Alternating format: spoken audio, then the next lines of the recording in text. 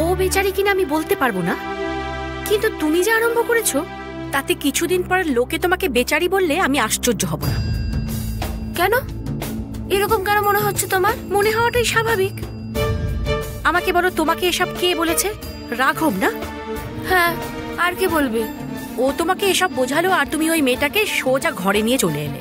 আরে ওর জ্বর হয়েছিল, ওষুধও ছিল না, কি করতাম বলো? তাই জন্যই তো নিয়ে এলাম। রাধিকা, এই সমস্ত কিছু তো নাটকও হতে পারে এই বাড়িতে থাকার জন্যে।